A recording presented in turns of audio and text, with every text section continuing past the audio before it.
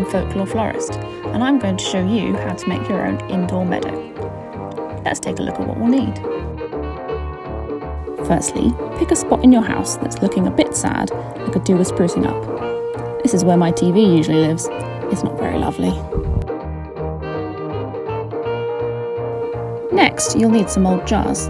Raid the recycling and give them a good soak to get the labels off.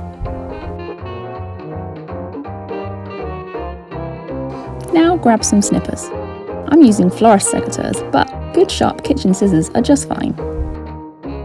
Next, we're going to go for a bit of a walk and forage for some foliage. Make sure you got permission from the landowner first though. Perhaps you could offer to trim a neighbour's front garden in exchange for the cuttings.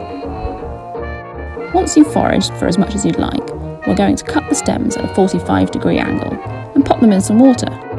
Make sure to remove any leaves that might sit under the waterline.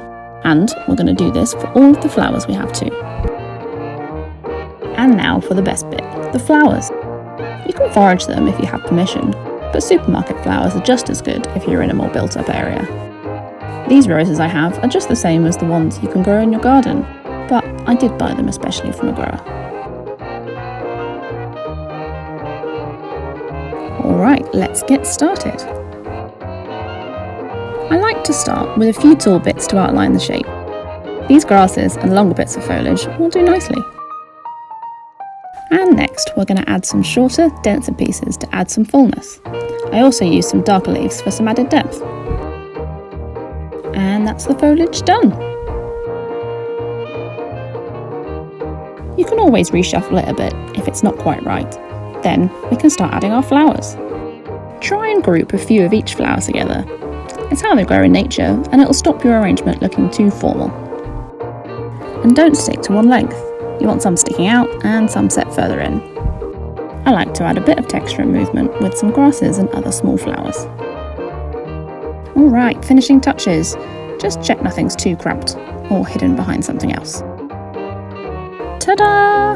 Look what we made. Who couldn't be cheered up looking at that? I might have to find a new spot for my TV now. Let's take a closer look at our meadow.